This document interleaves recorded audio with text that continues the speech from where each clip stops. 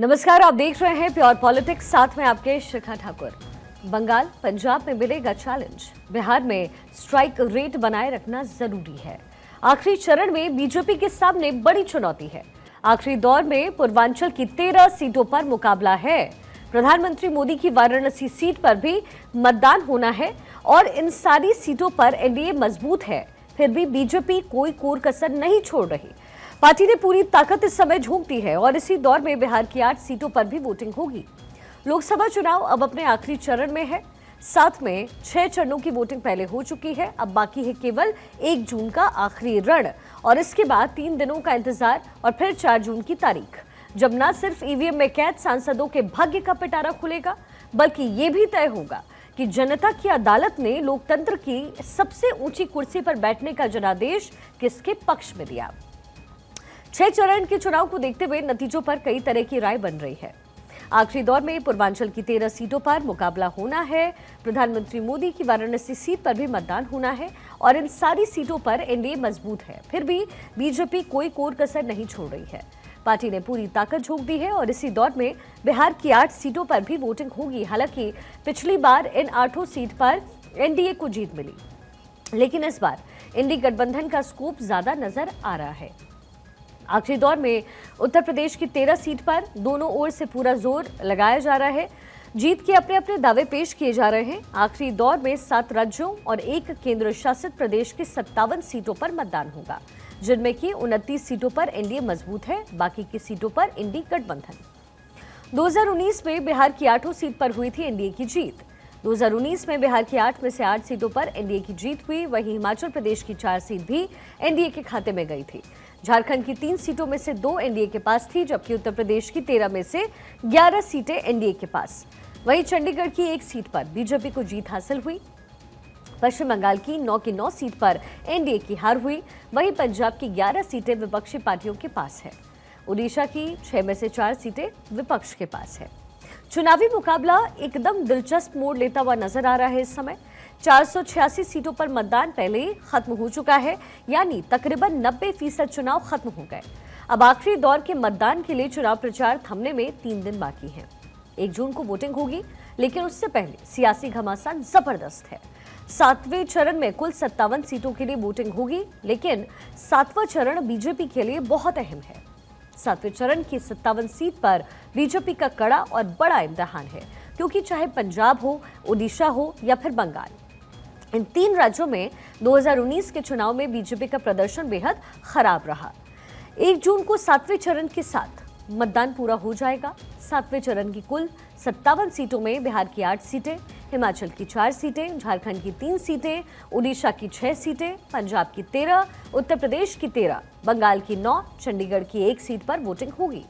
आंकड़ों को अगर देखें तो बिहार की जिन 8 सीटों पर वोटिंग बाकी है, सभी सीटों पर एनडीए की जीत हुई थी। मतलब बीते चुनाव में एनडीए का स्ट्राइक रेट 100% था। लेकिन अब की बात क्या होगा, ये 4 जून को ही पता चलेगा। चाहे बिहार हो, झारखंड हो, उत्तर प्रदेश हो, हिमाचल प्रदेश हो, इन तमाम राज्यों में एनडीए का प्रदर्शन बीते चुनाव में शानदार रहा। हालांकि उत्तर प्रदेश में कांग्रेस और समाजवादी पार्टी के गठबंधन ने एनडीए को चुनौती दी और वहीं दूसरी तरफ बीजेपी की कठिन परीक्षा पंजाब, उड़ीसा और बंगाल में भी है। ठीक ऐसे ही पंजाब में बीजेपी का बड़ा इम्तिहान होना है। पंजाब में बीजेपी का अकाली दल से गठबंधन था। एनडीए को 13 में से 4 सीटों पर जीत मिली थी। 2 सीट पर अकाली और 2 पर बीजेपी जीती, लेकिन इस बार दोनों की राहें जुदा हैं। अगर बात उड़ीसा की करें तो 7वें चरण में बीजेपी के सामने मुश्किल सीटें हैं। 1 जून को उड़ीसा की 6 सीटों पर मतदान होना है। 2019 में बीजेडी ने 4 सीटें जीती, जबकि बीजेपी के खाते में सिर्फ 2 सीटें आई। अब इस बार बीजेपी को उड़ीसा से काफी ज्यादा उम्मीदें नजर आ रही हैं। चंडीगढ़ से थानेश्वर शर्मा, शिमला से रॉबिन शर्मा, झारखंड से धनंजय कुमार, पटना से अस्मित सिन्हा, मेरे तमाम सहयोगी इस समय ग्राउंड जीरो से हमारे साथ मौजूद हैं। थानेश्वर, सबसे पहले आपके पास आते हुए, पंजाब का रण बहुत ही मुश्किल हो सकता है एनडीए के लिए, क्योंकि पहले तो गठबंधन था, लेकिन अब दोनों की राहें जुदा हैं, अलग अलग लड़ रहे हैं। और बहुत फोकस इसलिए भी है क्योंकि आम आदमी का प्रदर्शन जो है हमने बीते कुछ वर्षों में पंजाब में बहुत बेहतर होते हुए देखा है। इस समय क्या समीकरण वहां पे आपको नजर आ रहे हैं? देखिए, इस बार बार बीजेपी ने पूरा जोर लगा रखा है। कहने को तो पहले जिस तरीके से अकाली बीजेपी गठबंधन में चुनाव लड़े थे, जिस तरीके से एनडीए को बेनिफिट हुआ था वहां पे, अब एनडीए को अपनी इज्जत बचाने का बेनिफिट करना है। जिस तरीके से पंजाब में बीजेपी के स्टार प्रचारक जैसे प्रधानमंत्री नरेंद्र मोदी हों, अमित शाह जी हों, राजनाथ सिंह हों या और भी जितने स्टार प्रचारक हैं, उन्होंने खूब जोर लगाया। इस बार कुछ अच्छा नतीजा आने की संभावना लग रही है। दूसरी बात यह है कि पंजाब में जो किसानों का विरोध चल रहा है, उसका खामियाजा बीजेपी को भुगतना पड़ रहा है। आज भी किसान बीजेपी के जो आला नेता थे, जो चुनाव लड़ रहे हैं, इस समय उम्मीदवार हैं, उनके घरों के बाहर आज किसानों ने प्रदर्शन किया है। बीजेपी की जो राहें हैं यहाँ पर बहुत कठिनाई भरी है। कदम कदम पर बीजेपी को यहाँ परेशानियों का सामना करना पड़ रहा है। एक तरफ तो सामने आम आदमी पार्टी खड़ी है, जिसने कि बहुत अच्छा प्रदर्शन करके पंजाब में सरकार बना रखी है। दूसरी तरफ किसान उसके विरोध में खड़े हैं, क्योंकि किसान काफी लंबे समय से, यहाँ कहूँ तो 2 महीने से यहाँ पर शंभू बॉर्डर पर धरना देकर बैठे हुए हैं। और जिस तरीके से किसान अब बीजेपी के उम्मीदवारों के घर के सामने धरना प्रदर्शन कर रहे हैं और जो कुछ कर रहे हैं, उस सब के बावजूद भी स्टार प्रचारकों की जो रैलियां हो या उनमें जो उमड़ी भीड़ है, वो दिखा रही है कि बीजेपी का ग्राफ पहले से कुछ ऊपर रहने की संभावना है। क्योंकि एनडीए गठबंधन ने जब सीटें चुनाव लड़ा था, जो परिणाम आए थे, इस बार बीजेपी को उससे अच्छे परिणाम आने की संभावना है। क्योंकि बीजेपी इस बार जो वोट पड़ रहे हैं, वो प्रधानमंत्री नरेंद्र मोदी के नाम पर वोट पड़ रहे हैं। चाहे किसानों से बातचीत हुई, किसान एक ही बात कहते हैं कि नहीं, नीचे बीजेपी को वोट नहीं देंगे। जब पूछा जाता है कि ऊपर कौन आएगा, ऊपर तो मोदी आएगा। जब अगला क्वेश्चन उनसे पूछते हैं कि आप बीजेपी को वोट नहीं दोगे तो मोदी कैसे आएगा, तो वो कहते हैं नहीं, मोदी ऊपर तो मोदी आएगा, मोदी को कोई हिला नहीं सकता। तो ये जो सिचुएशन बता रही है कि कहीं ना कहीं किसानों के दिल में भी, ऊपर से कहने के लिए विरोध वो कर रहे हैं, लेकिन अंदर से कहीं ना कहीं उनको भी पता है कि देश का भला कर रहा है तो प्रधानमंत्री नरेंद्र मोदी को लाना होगा। तो जो पंजाब का रण है उसमें कठिनाई है, लेकिन सफलता अच्छी आने की उम्मीद लगाई जा सकती है। और दूसरी तरफ चंडीगढ़ का रन है। चंडीगढ़ की एक ही सीट है। कहा जाता है कि चंडीगढ़ की सीट जो जीतता है वही देश में राज करता है। पहले किरण खेर यहाँ से सांसद थी, इस बार संजय टंडन जो लोकल नेता हैं, यहाँ के लोगों की डिमांड थी कि किसी स्थानीय नेता को टिकट दी जाए। पहली बार ऐसा हो रहा है कि स्थानीय नेता संजय टंडन को यहाँ पर टिकट दी गई। उनका ग्राफ काफी अच्छा चल रहा है। हालांकि उनके सामने कांग्रेस के दिग्गज नेता मनीष तिवारी चुनाव लड़ रहे हैं। दोनों के में नेक टू नेक की फाइट चल रही है। लेकिन जिस तरीके से बीजेपी के लिए स्टार प्रचारक आए हैं, अभी भी और भी स्टार प्रचारकों के आने की संभावना है। और उसी क्योंकि एलीट क्लास ज्यादा है चंडीगढ़ के अंदर, वो समझता है कि देश की भलाई किसके फेवर में है, कौन देश को आगे ले जा सकता है, किसने देश को अभी तक फायदा किया। इन सब बातों को देखते हुए, और साथ ही साथ मनीष तिवारी का जो कहा जा रहा है कि मनीष तिवारी कहने को कहते हैं कि मैं पंजाब यूनिवर्सिटी में पढ़ा हूं, पेरेंट्स यहीं रहते थे, लेकिन मनीष तिवारी को स्थानीय लोग अपना नहीं मान रहे। फिर भी वो कह रहे हैं कि पैराशूट नेता है, इसलिए मनीष तिवारी के लिए थोड़ी दिक्कतें यहाँ आ रही हैं। संजय टंडन कहीं ना कहीं प्रचार में, अगर मैं कहूँ कि पब्लिक रिलेशन में, उन सबसे कहीं आगे नजर आ रही है। जी अस्मित बने हुए हमारे साथ पटना से। अस्मित, बिहार का रण बहुत ही टैक्टिकल होता है और टैक्टिक्स के साथ खेला जाता है। और अगर देश भर में अगर सबसे ज़्यादा कहीं सियासत होती है और सियासत चमकाने के तौर तरीके होते हैं तो वो है बिहार। अब बिहार में जो आने वाले दिनों में चुनाव होना है, उसको लेकर के क्या समीकरण नजर आ रहे हैं? क्या एनडीए नीतीश कुमार के वापस ज्वाइन करने के बाद वहाँ का समीकरण कुछ फेवरेबल नजर आ रहा है जिन जगह पर चुनाव है, या फिर स्थिति वहीं की वहीं है?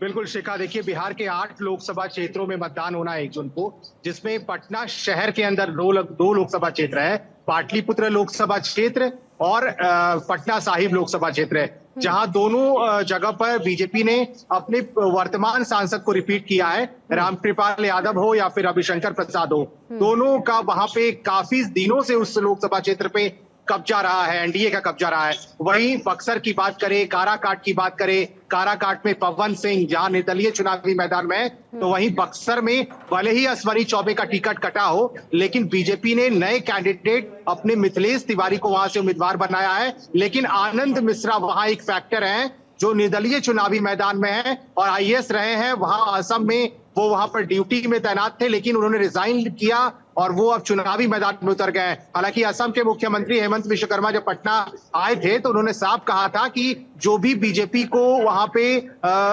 बीजेपी को जो वहां पे दिक्कत करेगा उससे मैं असम बुला लूंगा, यानी कि असम बुलाने की बात वहां के मुख्यमंत्री ने उनकी की है। लेकिन समीकरण की बात करें तो देखिए सभी सीटों पर एनडीए का फिलहाल कब्जा दिखता है और एनडीए वहां पे भारी दिखती है, क्योंकि बीजेपी के तरफ से प्रधानमंत्री नरेंद्र मोदी खुद सभी लोकसभा क्षेत्र पर पहुंचे थे। उन्होंने अपने प्रत्याशियों के लिए वोट मांगा था और मोदी, क्योंकि प्रधानमंत्री जिस तरह से बिहार में उन्होंने चुनाव प्रचार किया, धुआंधार चुनाव प्रचार किए गए, या तो तेजस्वी यादव को हम पीछे नहीं मान सकते। इंडी गठबंधन से तेजस्वी यादव ने जो सभाएं की है वो बिल्कुल उसकी तारीफ हो रही है हर तरफ। तेजस्वी यादव हो या फिर राहुल गांधी हो, समीकरण भले ही एनडीए के तरफ है, लेकिन इस बार मुकाबला कांटे की टक्कर वाली है, नेक टू नेक फाइट है हर जगह। लेकिन एक दो जगह या तो हम पाटलिपुत्र की बात करें या पटना साहिब की बात करें, ये दोनों जगह पर बीजेपी फिलहाल आगे दिखती है। क्योंकि पटना साहिब को लेकर बात करें शिखा, तो देखिए वहां से मीरा कुमार के बेटे अंशुल अभिजीत को टिकट दिया गया है, और अंशुल अभिजीत यहाँ के नहीं है, वो बाहरी है। ये भी एक फैक्टर काम करेगा वहां पे, क्योंकि लोग कह रहे हैं कि अंशुल अभिजीत को तो वो जानते ही नहीं है, वो पैरासूट कैंडिडेट है, उन्हें कोई यहाँ नहीं पहचानता। पटना साहिब से रविशंकर प्रसाद की गजब की पकड़ है, और वो आप यहाँ के लोगों के बीच रहते। बात कर रहे थे कि क्या समीकरण अब अगले 7वें चरण में देखने को मिल सकता है। रॉबिन शर्मा इस समय हमारे साथ जुड़े हुए हैं, शिमला में उनकी मौजूदगी है, हिमाचल में। रॉबिन, अब हिमाचल का जो रण है वो भी बहुत महत्वपूर्ण है, बहुत महत्वपूर्ण सीटें हैं इस बार। हमने देखा कैसे चुनावी प्रचार करते हुए खुद प्रधानमंत्री मोदी नजर आए हैं। क्या लग रहा है, क्या समीकरण वहां आपको नजर आ रहे हैं? क्योंकि बीजेपी बार बार कह रही है कि ना केवल लोकसभा का चुनाव बल्कि विधानसभा का जो चुनाव होने वाला है उसमें भी जीत दर्ज करेगी बीजेपी, यानी जो कुछ सीटों पर ऐसा कहा जा रहा है कि कांग्रेस को वहां से हाथ मलते हुए निकलना पड़ेगा। क्या यही जनता का मूड भी वहां है? देखिए, हिमाचल की अगर बात करें तो जनसंख्या में केवल 0.57% का यहाँ पर शेयर है, और दूसरी बात करें तो लोकसभा में केवल हिमाचल की 4 सीटें हैं। लेकिन इस संख्या के हिसाब से अगर हम हिमाचल को देखें तो स्थिति बिल्कुल विकट है, विपरीत है। क्योंकि हिमाचल प्रदेश का जो प्रभुत्व है, खासतौर पर चाहे भारत की आज की पॉलिटिक्स में हो या फिर तमाम अलग क्षेत्रों में, तो वो हमेशा हमने देखा है। वर्तमान में जो भाजपा के राष्ट्रीय अध्यक्ष हैं जगत प्रकाश नड्डा, वो हिमाचल से संबंध रखते हैं, और केंद्रीय मंत्री अनुराग ठाकुर भी जो इस वक्त हमीरपुर से रण में हैं, वो भी हिमाचल से संबंध रखते हैं। तो निश्चित तौर पर एक बड़ा जो चेहरा है वो हिमाचल प्रदेश से आते हैं, तो ऐसे में विशेष नजर भी जो है वो हिमाचल के चुनाव में है। जैसे आपने निश्चित तौर पर कहा कि लगातार यहाँ पर जो राष्ट्रीय नेता हैं उनके भी दौरे हो रहे हैं। इससे पहले आपने यहाँ पे देखा कि जो जगत प्रकाश नड्डा है उनकी आज रैलियां लगातार यहाँ पर बैक टू बैक हमने देखी, बिल्कुल। और इसीलिए कहीं ना कहीं आश्वस्त नजर आ रहे हैं। मैं लौटती हूँ आपके पास, धनंजय हमारे साथ झारखंड से जुड़े हुए हैं। धनंजय, आप भी जरा फटाफट बताइए कि वहां पर क्या हो रहा है, जनता का मूड कैसे भापा जा रहा है? देखिए, 3 सीटें हैं। संथाल, एक्चुअली संथाल जो है आदिवासियों का गढ़ कहा जाता है। 3 सीटें, गोड्डा, दुमका और राजमहल सीट बीजेपी जीतते हुए नहीं आ रही, यानी वो सीट जीतने का कोशिश कर रही है। 2 सीट जो निशिकांत दुबे विकास पुरुष के रूप में नारे जानते गोड्डा से, वो फिर से कैंडिडेट हैं। और दुमका का आदिवासी पॉलिटिक्स के लिए माना जाता है। दुमका वहाँ शिबू सोरेन का गढ़ रहा है। शिबू सोरेन हमेशा वहाँ सांसद बनता है। तो पिछले बार 2019 में सुनील सोरेन को टिकट दिया था बीजेपी ने, उस किला को दहाया था। इस बार सुनील सोरेन का टिकट काटते हुए सीता सोरेन जो जेएमएम में थी, जेएमएम से बीजेपी में लाया गया, सीता सोरेन को टिकट दिया गया। और अभी कुछ देर पहले प्रधानमंत्री मोदी ने वहां पे एक जनसभा की है। जनसभा संबोधित करने के बाद बंगाल की निकल गए। और ये देखने वाली दिलचस्प होगा कि तीनों सीट बीजेपी चाहती। संताल का जो गढ़ है, संताल की ही राजनीति से झारखंड की राजनीति चलती है, और उसी राजनीति को वहां पे अपना कद बढ़ाने की कोशिश कर रहे हैं बीजेपी। और लगातार सारे नेताओं का जितने भी नेता, सारे नेताओं ने शिफ्ट कर लिया है। सारे नेता संथाल के वहां पे शिफ्ट कर चुके हैं, और प्रचार प्रसार जोर से किया जा रहा है। संथाल का दुमका सीट और गोड्डा सीट नाक की बीजेपी के लिए नाक का साग बना हुआ, दूसरी और राजमहल सीट निकालने की कोशिश की जाए। सवाल बीजेपी ही नहीं, पूरे एनडीए के लिए ये भी बना है कि 400 प्लस का जो नारा दिया गया है वो पूरा वो टारगेट अचीव होता है या फिर नहीं। बहुत बहुत शुक्रिया आप सभी का।